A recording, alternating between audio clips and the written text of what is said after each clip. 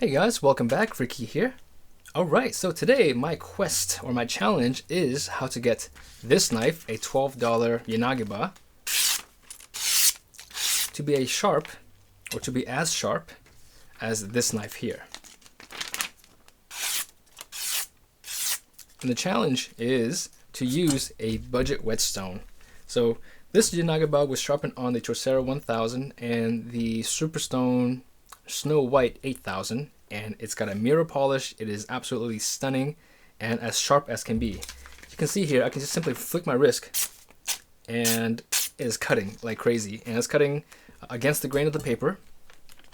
This knife here out of the box can't do that at all. It can go with the grain of the paper, sort of.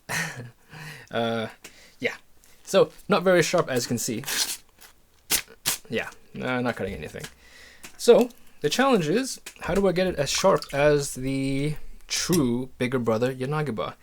So we're going to try a few things. Basically, we're going to try to sharpen the knife on a king whetstone. This here is the KW65.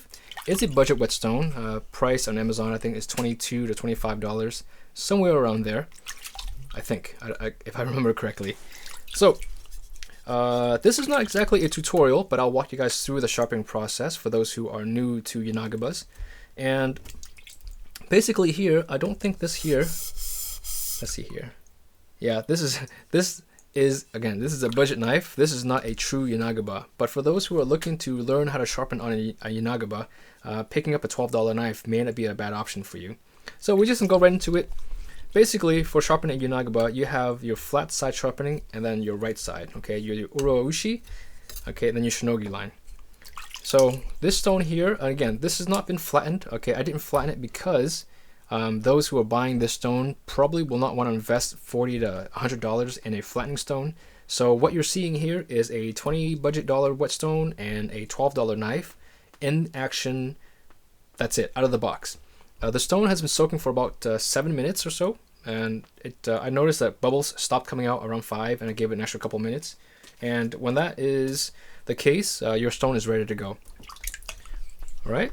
So this here, as you can, let me just show you guys a few things. This here is a standard size whetstone, and if you bought the KDS model of the King, you can see the KDS is pretty much the same size as this Chaucer right here. And so both in width and in length, the K65, it's much smaller. And so that's the drawback of buying a budget whetstone, whether it's the King or another brand, which I don't have here right now. They typically will be a lot smaller, and so you have less real estate to work with. Not a problem though, you just have to adjust your sharpening a little bit, and for beginners that may not be a bad thing. So we're just gonna hop right into it. With a Yanagiba, you've got to sharpen your flat side first, and the way you sharpen it, you can go from here or here, it doesn't really matter, is you get your grip. Okay, you first start off with the knife flat, and then you put your index finger on the knife itself. Okay, then you wrap your fingers, the rest of your hand, around the blade. That gives you a good starting position so that you can have enough pressure on the heel of the knife. And your other fingers, you are not applying any pressure. Okay, you basically are just putting your fingers there on the tip of the blade so that you can stabilize the knife as you are going up and down. Okay, you don't want to go this way, and the reason is, you won't see it on this knife here, but on a true Yanagiba, I'll show you guys on this knife here, you see this polish on the edge of both sides of the knife, all around the sides. Okay, if you were to sharpen your knife at an angle, that polish will be distorted, and you don't want to. You basically want to sharpen this side of the knife equal to this side. So all your as you move up the knife, you want to make sure that the corresponding side is sharpened at the same time, as opposed to this sort of an angle. You want this sort of an angle in terms of sharpening. If you were to sharpen the knife at an angle, over time you will ruin your uroushi finish, and your knife will be it won't be ruined, it won't be dull, it just will not have the same cutting effect as a knife that is properly sharpened. That's why we sharpen at a perpendicular angle to the stone as opposed to a 45-degree angle. All right, so we're going to start here.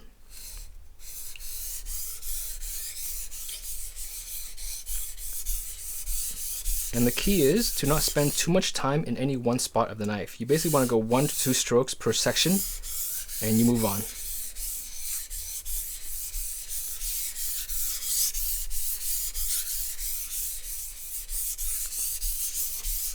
Okay, and here's why you don't want to apply any pressure. When you get to this point here, it's very easy to apply just an ounce of pressure and the knife will tilt and you will grind the cutting edge on the corner of the stone. And you don't want that. So by applying no pressure, you minimize the risk of tilting the knife.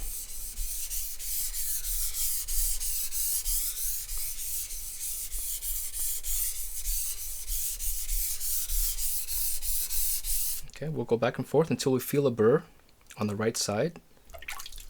And when I say a burr, it's a micro burr. You barely want to feel it.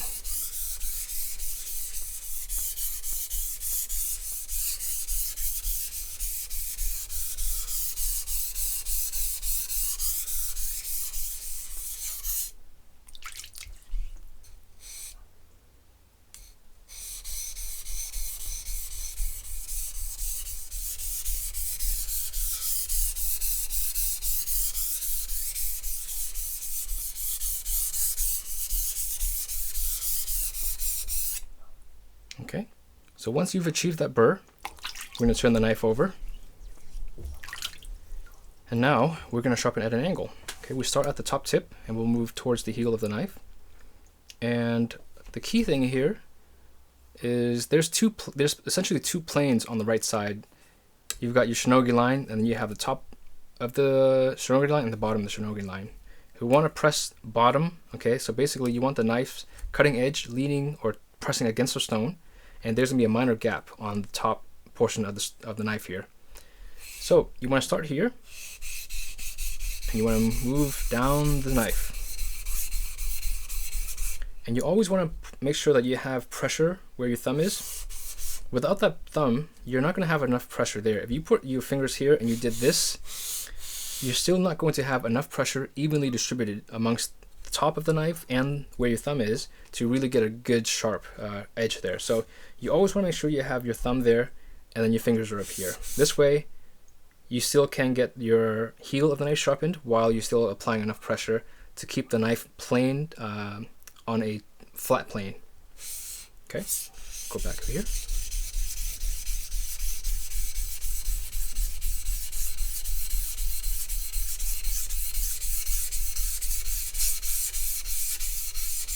Okay, and you really just want to be gentle on this part of the knife on both sides, because yanagibas are just very sensitive knives. And you can see here, this stone here is very, very soft. And that's just the nature of a more budget whetstone, is they tend to be a lot softer.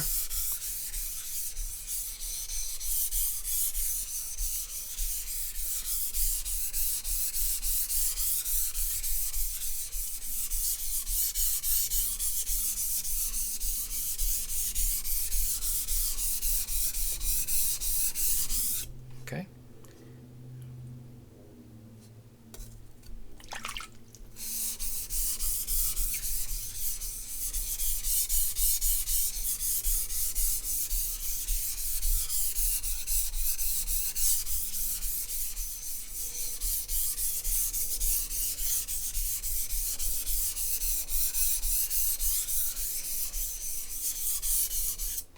Okay, and you see me actually using my pinky here, and that's because I'm not applying any pressure, so it's actually okay, because all I'm doing is using the pinky and my ring finger to really just guide the knife.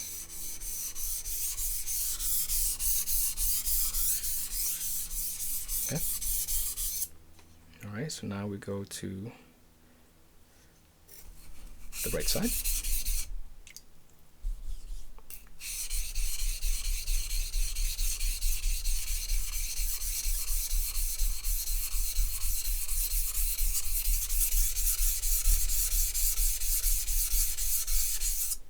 Okay, again, this is a very flat profile knife, so every push and pull is very linear.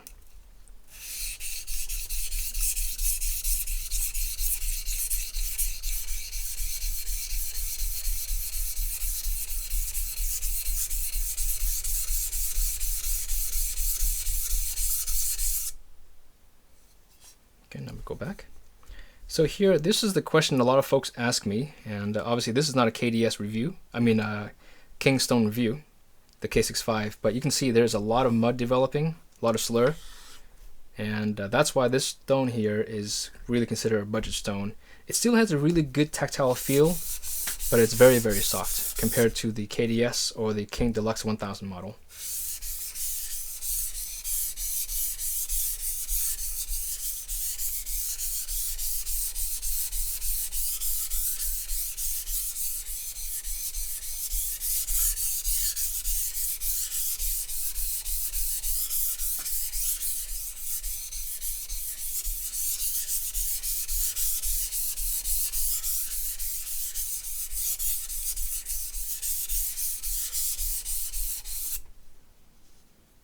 Okay.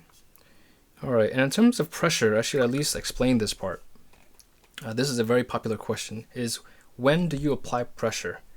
I always answer when the edge, if you want to apply any pressure at all, you always want to apply pressure when the edge is trailing, never edge leading. Okay, so edge leading strokes, basically, I'm gonna clear the water off here. Edge leading strokes mean that the edge is actually leading the stroke.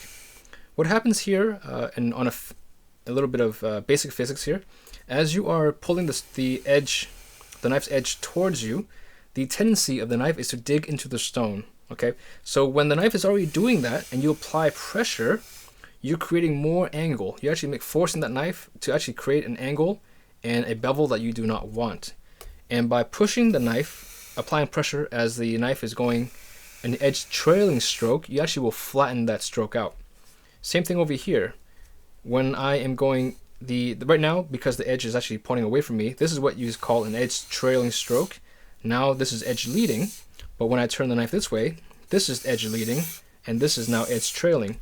So when people always ask me when I apply pressure, is it when I pull the knife towards me or push the knife? It really has to do with where the knife is actually turned. And so some people have to spell it out. When the knife is pointing away from you, you apply pressure when the knife is coming towards you. When the knife is pointing towards you or facing towards you, you apply pressure when the knife is going away from you. Okay, so I'm sorry to kind of spell it out for you that way, but a lot of folks ask me that question and they don't understand what is an edge trailing stroke. Edge trailing. Okay, and now they're both edge trailing, but you can see that one is the knife going away from me, one is the knife going towards me. All right, hopefully that clears it up a little bit. I forgot where I am, but I believe I'm on this side now. Okay, so now we're gonna go back to our Uraoshi. Okay, so in case you guys are wondering, because now the edge is facing away from me, I only apply pressure when the knife is coming towards me. That's the edge trailing, that's an edge leading stroke.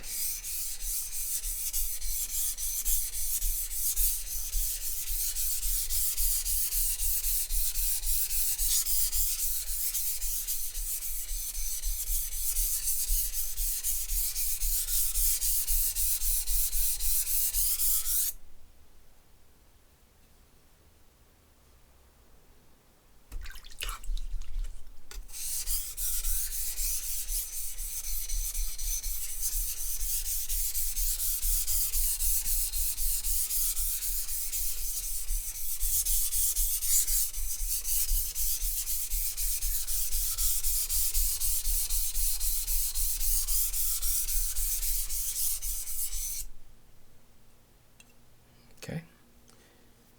So this is a $12 knife, so I'm not expecting much from it, and the steel is behaving a little bit unexpectedly. It's behaving a little bit different than what I would expect a high quality Yanagaba to behave like. So I'm going to spend a little bit more time back here.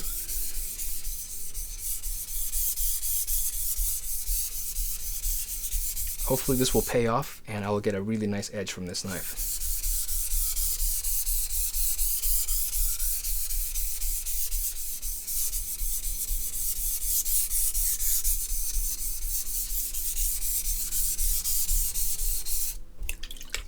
Okay. Alright, so now what we're going to do is we're going to turn this stone around. It's funny, There's still... One more time. Again, I'm not going to apply any pressure because the tendency at this point is you're going to want to apply pressure because you're kind of rushing through and you're saying, why is there no burr on the proper side of the knife? It just takes time. Every knife is a little different. And again, this is a $12 knife. It's probably more like plastic than a steel. So yeah, this is not typical.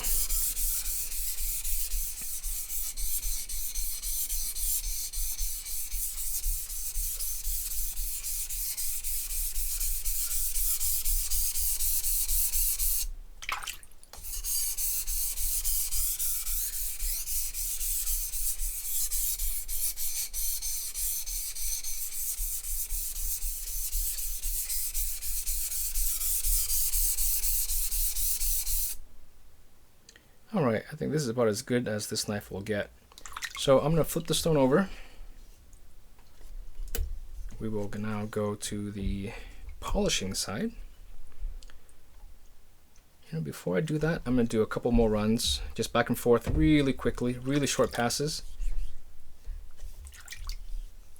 Okay, so now, basically when we have one pass on each side, I'm going to do 2 passes on this side because it hasn't been sharpened yet.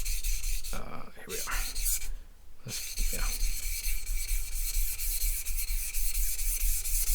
Okay.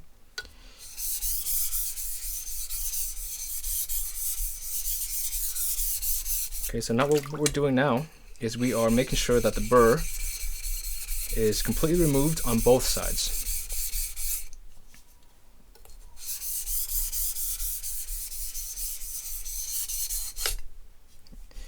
Okay, so this knife now is getting real sticky. That's funny. Okay.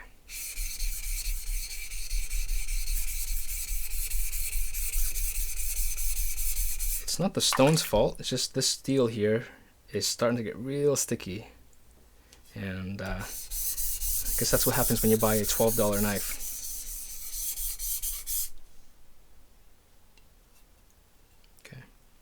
Go one more pass on each side and let's move on.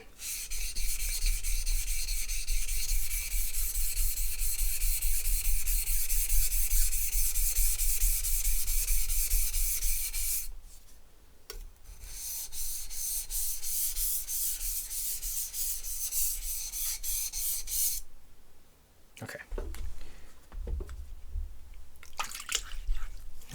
Clean the edge here, clean the surface of the stone. Okay, now we'll do the same thing.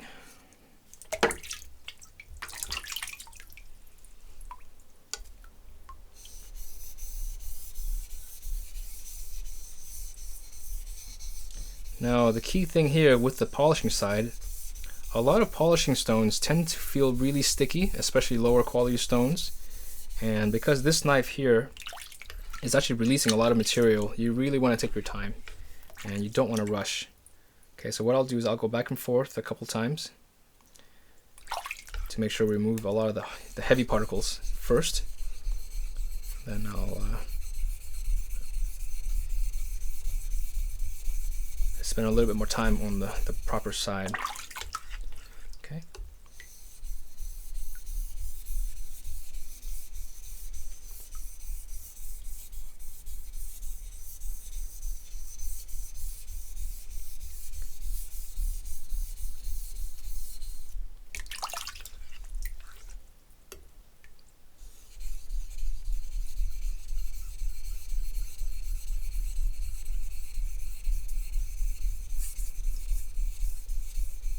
Again, just one pass on each side.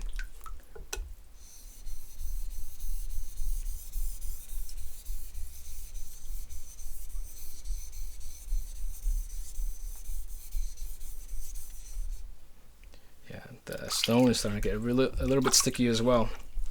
So I'm gonna hold my temptation, resist my temptation to clean the stone. Just want to see how it behaves in the long run. Yeah, it's getting real sticky at this point.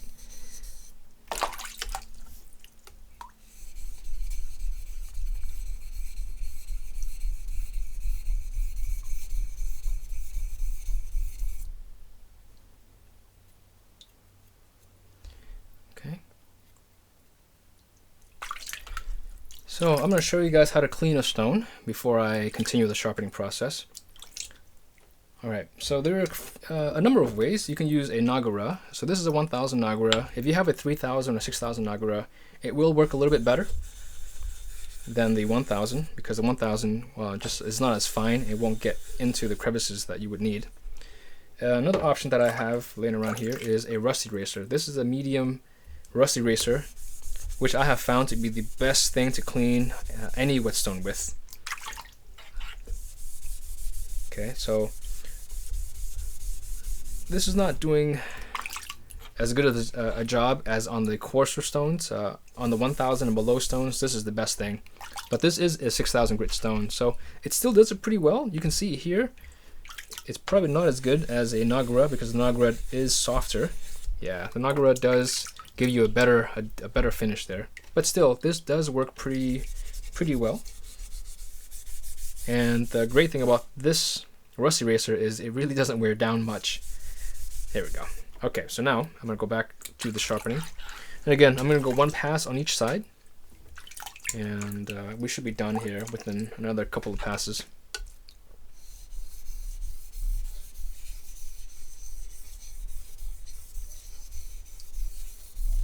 Okay.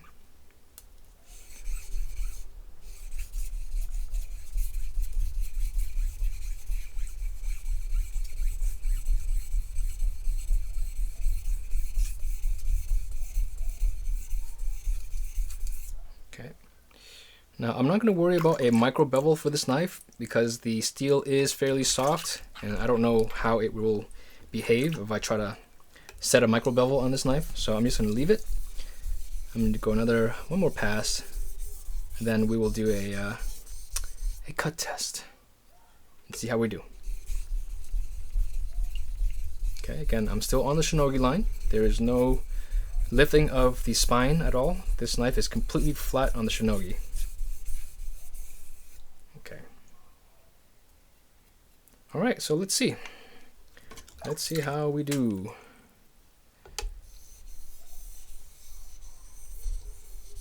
Okay. Alright. Well, let's see how we did. Again, this is a $12 knife, so I've got very low expectations right now. But if I can get a clean edge from a cheap budget stone and knife, I will be happy. Alright, so let's move this stone and you off. Let's put this guy over here. You can see all that material is coming off of that stone. It's a very soft stone.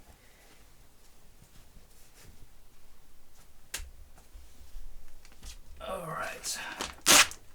So, let's see here. This here is the standard by which I was hoping to hold that knife to.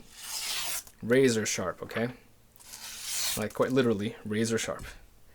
Now, this is a moment of truth. Let's turn this tape right here. Okay. Ah! No!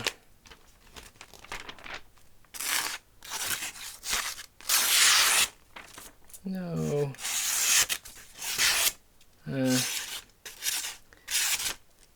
Sorry. Sharpening fail. This is just not gonna do. Ah. Well, I tried. Let me try cleaning the edge one more time here.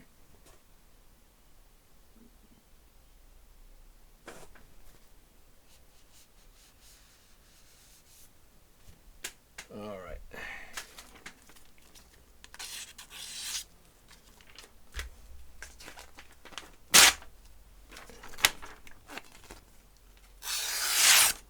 Okay, well, it will cut. I just gotta get, yeah, on a scale of 1 to 10, I would say this is like a 6.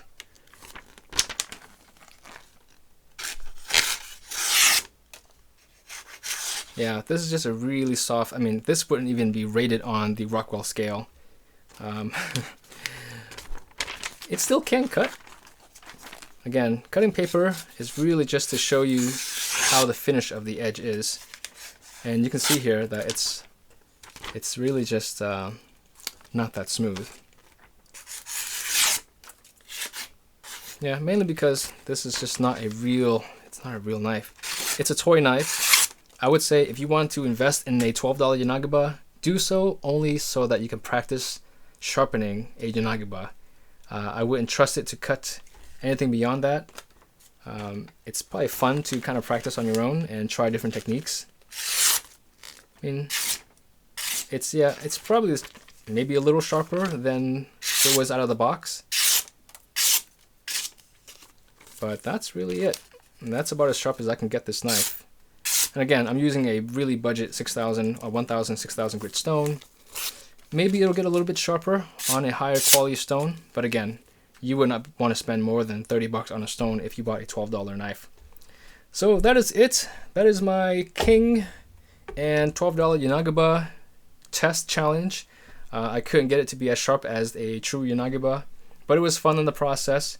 And yeah, so that's it for this show. So thank you guys for watching. If you guys enjoyed this video, please give the video a thumbs up, like it, share it, and I will catch you guys in the next video.